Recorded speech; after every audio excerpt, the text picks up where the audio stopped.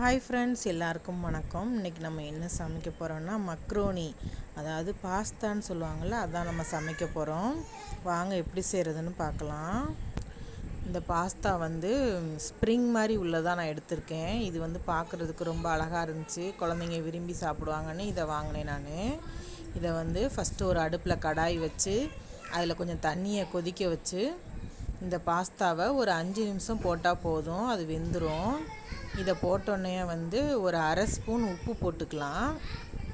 அரை ஸ்பூன் உப்பு போட்டு ஆயில், நீங்கள் என்ன எண்ணெய் யூஸ் பண்ணுவீங்களோ அந்த ஆயில் வந்து 1 டீஸ்பூன் ஊற்றிக்கோங்க. ஆயில் ஊற்றும் போது வந்து ஒன்றோட ஒன்று ஒட்டாமல் இருக்கும். நான் வந்து நல்லெண்ணெய் தான் ஊற்றியிருக்கேன். நீங்கள் எந்த ஆயில் வேணால் ஊற்றிக்கலாம். ஒரு ஸ்பூன் ஆயில் விட்டாச்சுன்னா அது உதிரி உதிரியாக இருக்கும், ஒன்றோட ஒன்று ஒட்டாமல் இருக்கும். ஒரு 5 நிமிஷம் நல்லா வேகட்டும். நம்ம எடுத்து பார்த்தோம்னா தெரியும். இப்போ அதுக்கு என்னென்ன கூட சேர்க்குறதுன்னு பார்த்துக்கலாம். ஒரு பல்லாரி வெங்காயத்தை குட்டி குட்டியாக நறுக்கி வச்சுருக்கேன். அடுத்து ஒரே ஒரு பச்சை மிளகா, அதையும் குட்டி குட்டியாக நறுக்கியிருக்கேன். அடுத்து இஞ்சி, ஒரு துண்டு இஞ்சி, ஒரு 5-6 பல் பூண்டை குட்டி குட்டியாக நறுக்கி வச்சுருக்கேன். அடுத்து ஒரு தக்காளி, ஒரு பெரிய தக்காளியை நல்லா ஃபைன் பேஸ்ட்டாக அரைச்சி வச்சுருக்கேன். தக்காளி இது மாதிரி நல்லா அரைச்சி வச்சுக்கோங்க. அடுத்து வந்து பாஸ்தா வெந்துருச்சான்னு பார்த்துக்கலாம். ஒன்று எடுத்து இப்படி லைட்டாக நசுக்கி பார்க்கணும். இது நசுங்குச்சு அப்படின்னா அந்த பாஸ்தா வெந்துருச்சுன்னு அர்த்தம். இந்த பாருங்கள், நசுங்கிருச்சு. இப்போ வந்து இது வெந்துருச்சு. இதை இப்போ தனியாக எடுத்து வச்சுக்கலாம். இதை என்ன பண்ணணும் அப்படின்னா, தனியாக எடுத்து ஒரு பாத்திரத்தில் ஃபஸ்ட்டு இதை மட்டும் வடிகட்டி எடுத்து வச்சுக்கோங்க. எடுத்து வச்சுட்டு அடுத்து இன்னொரு தண்ணி, பச்சை தண்ணி ஊற்றி லைட்டாக இதை அலசி தண்ணியெல்லாம் வடித்து மறுபடியும் எடுத்து வச்சுக்கலாம். பச்சை தண்ணியை ஊற்றிக்கிறேன். பச்சை தண்ணி ஊற்றி லைட்டாக அலசிக்கோங்க. அலசி அந்த தண்ணியை மட்டும் வடிகட்டிட்டு இந்த பாஸ்தாவை தனியாக எடுத்து வச்சுருங்க. தண்ணியை வடிகட்டிடலாம். இது வந்து ஒரு ஈவினிங் ஸ்நாக்ஸுக்கு கூட இதை செய்யலாம், இல்லை பிரேக்ஃபாஸ்ட்டுக்கும் இதை செய்யலாம். டக்குன்னு ரெடி பண்ணுற மாதிரி தான் இருக்கும். டிஃப்ரெண்ட்டாக ஏதாவது பிள்ளைங்களுக்கு செஞ்சு கொடுக்கணுன்றதுக்காக இதை ஒரு நாள் செஞ்சு கொடுத்தேன். நாங்கள் அடிக்கடி செய்ய மாட்டோம், எப்போயாவது ஒரு டைம் மட்டும் இது மாதிரி செய்வோம். அடுத்து ஒரு கடாய் வச்சுக்கோங்க. அதில் ஒரு 2 ஸ்பூன் அளவு ஆயில் விட்டுக்கோங்க.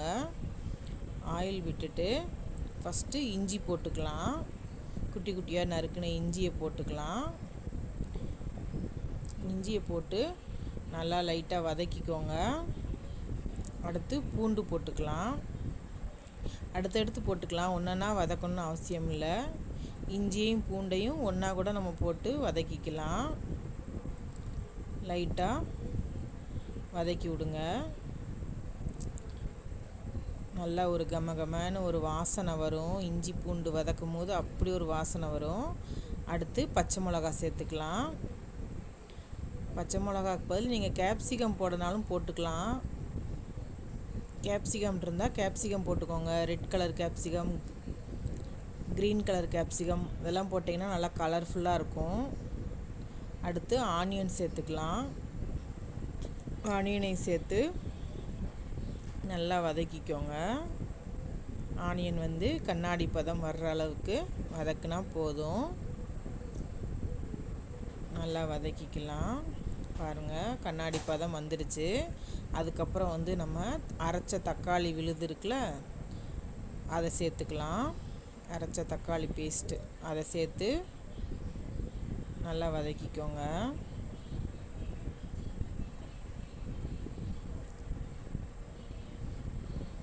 நல்லா வதக்கிக்கோங்க.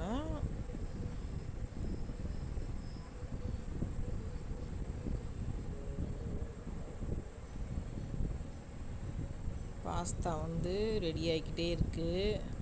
அடுத்து கரம் மசாலா தூள், அதை ஒரு ஸ்பூன் அளவு சேர்த்துக்கலாம்.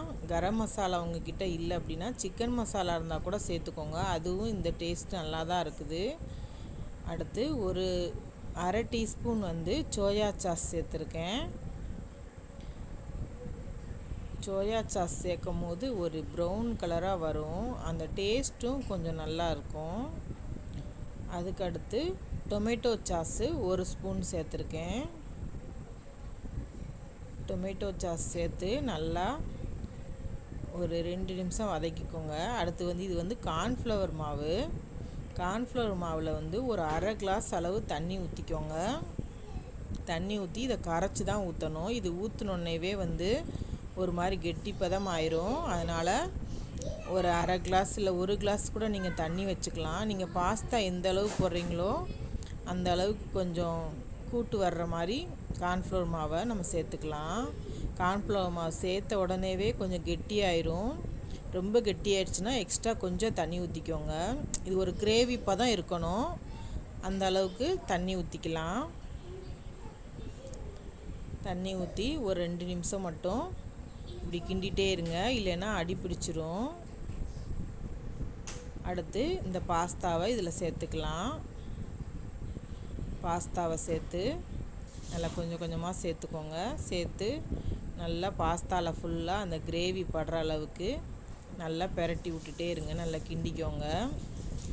பார்த்து கிண்டுங்க, இது நசுங்கிடக்கூடாது. இது இந்த பாஸ்தா நம்ம கரண்டி வச்சு அமுக்கணும் அப்படின்னம்னா நசுங்கிரும். அது நசுங்காத அளவுக்கு நல்லா பெரட்டி விட்டு கிண்டிக்கோங்க.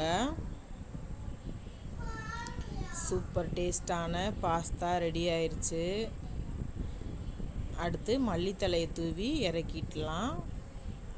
Pasta ready. செம்ம டேஸ்ட்டாக இருக்கும். இதில் நீங்கள் வேறு கேரட்டு அந்த மாதிரி காய்கறிகள் சேர்க்கனா கூட சேர்த்துக்கலாம், இல்லை முட்டை கூட சேர்த்துக்கலாம். பாருங்கள், ஸ்ப்ரிங் பாஸ்தா செம்ம டேஸ்ட்டாக இருந்துச்சு. பார்க்குறதுக்கே ரொம்ப அழகாக இருந்துச்சு. இதை அப்படியே சாப்பிட்டுக்கலாம். குழந்தைங்கள்லாம் ரொம்ப விரும்பி சாப்பிட்டாங்க. அவ்வளோ டேஸ்ட்டாக இருந்துச்சு. நீங்களும் வீட்டில் இது மாதிரி சமைச்சு பாருங்கள். சூப்பர் டேஸ்ட்டாக வந்திருந்தது. உங்களுக்கும் நல்லா வரும். நீங்கள் ஃபஸ்ட் டைம் நீங்கள் இதை ட்ரை பண்ணுறீங்கன்னா கூட உங்களுக்கு இது சூப்பராகவே வரும். பாருங்கள், பார்க்குறதுக்கு அப்படியே பளபளன்னு இருக்கா. அந்த கார்ன்ஃப்ளவர் மாவு கரைச்சி ஊற்றுறோம் பார்த்தீங்களா, அதுதான் அப்படியே இந்த பளபளன்னு இருக்கும், பாலிஷாக தெரியும். பாஸ்தா சூப்பராக ரெடி ஆயிடுச்சு. டேஸ்ட் பண்ணி பார்க்கலாம்.